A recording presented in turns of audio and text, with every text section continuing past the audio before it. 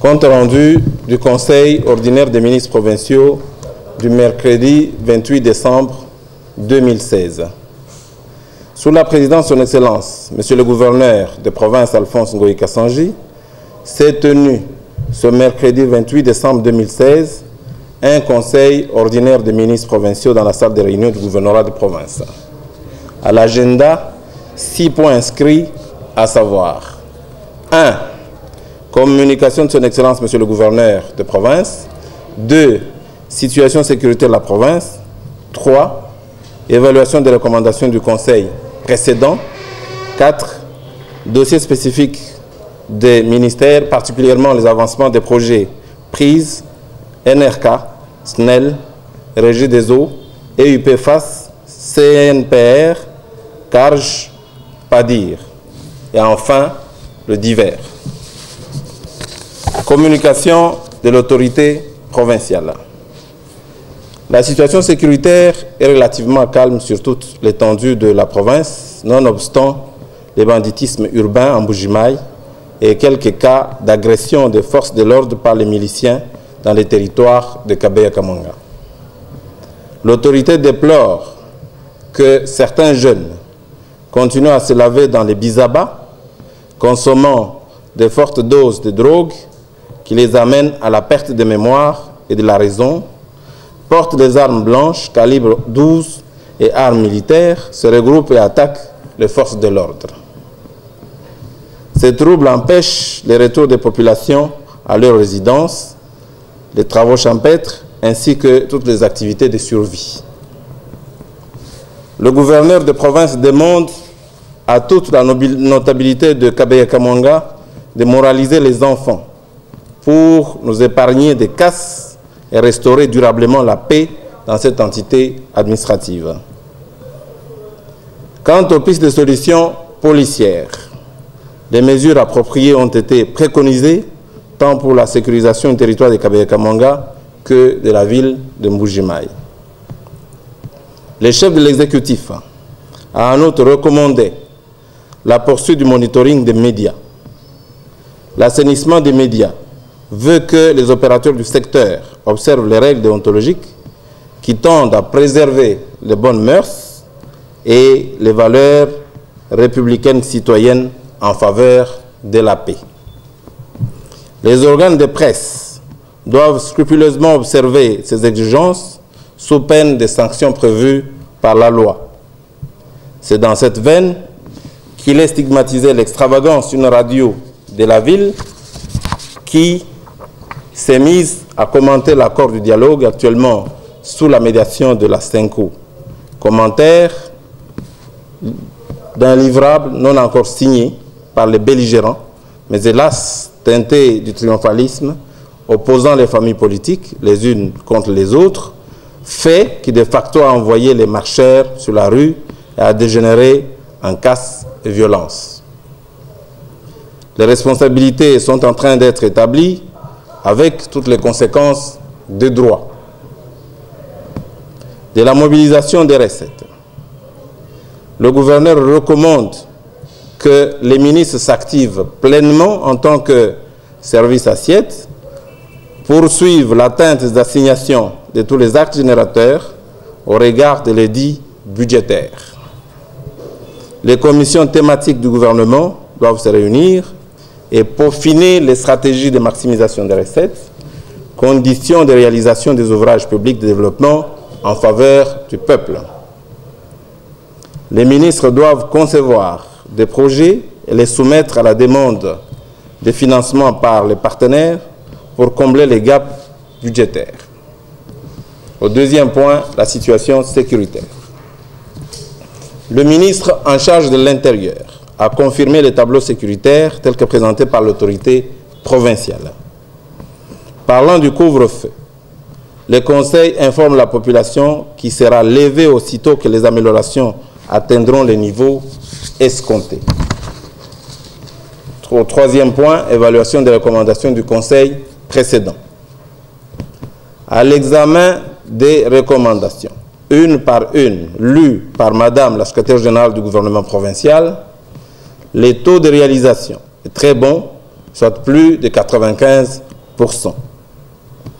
Conformément à l'une des recommandations, les ministres ont chacun déposé le résumé de leurs actions de 6 mois et certains ont même exposé sur ce bilan. Au 4e point, dossier spécifique des ministères. Dans ce chapitre, les partenaires techniques et financiers ci-dessous ont été invités et ont-ils exposé sur les projets en cours de mise en œuvre. Prise Régie des eaux NRK SNEL, EUPFAS, CNPR, CARJ et PADIR. Prise et Régie des eaux.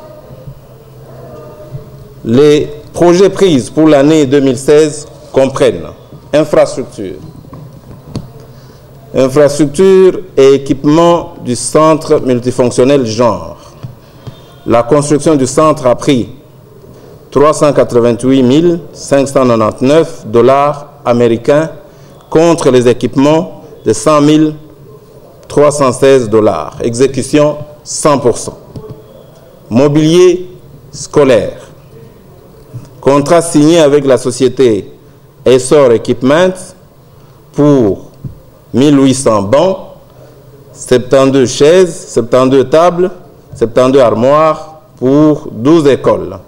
Coût 244 800 $. Exécution en cours, livraison attendue. Accroissement de la capacité de production et extension du réseau d'eau de la Régie des eaux. Appel d'offres passé, 3 soumissionnaires sélectionnés et bientôt les travaux commencent. Coût 65 millions $. Construction et réhabilitation des écoles, centres de santé et latrines publiques. Travaux amorcés à Kenankuna et Matadi. Les travaux de Mbujimaï et Chilenge commenceront très bientôt. Renforcement de capacités. Voyage d'études à Moanda à l'intention du centre multifonctionnel genre.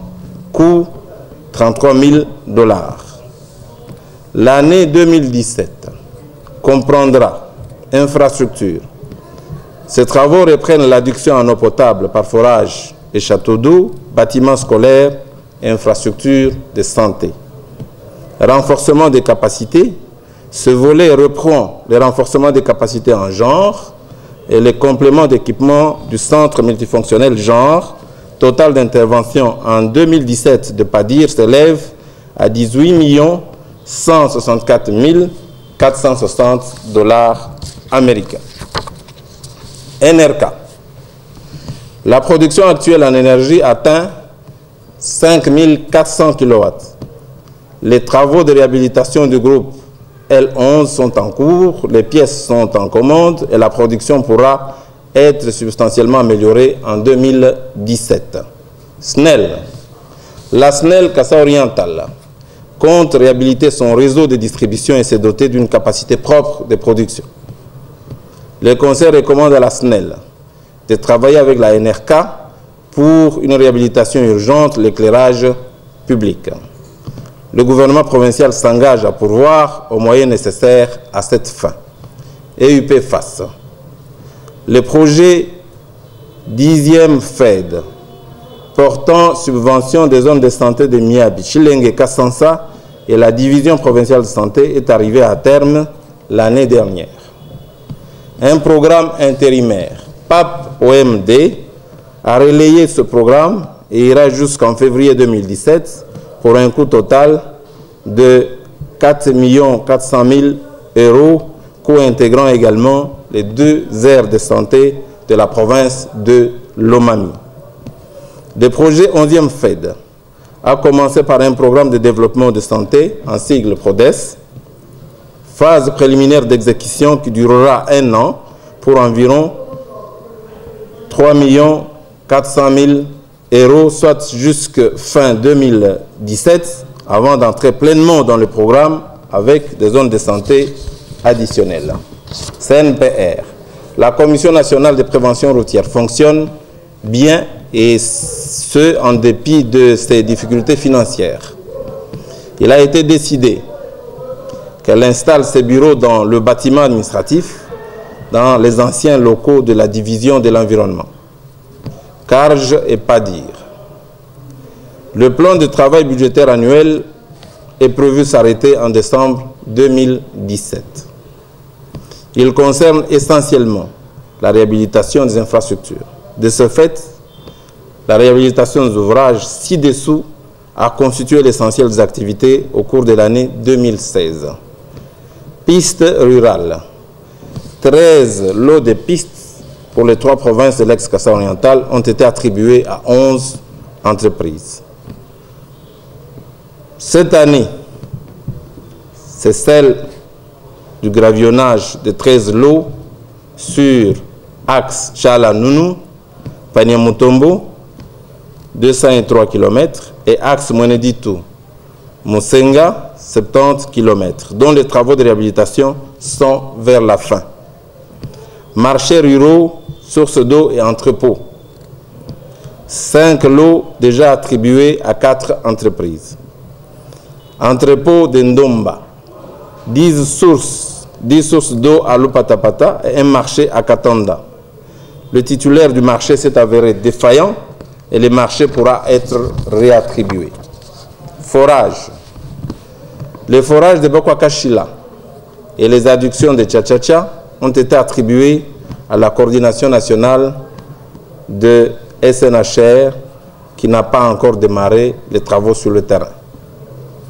L'abattoir de Mbujimaï est en pleine réhabilitation et au stade de finition.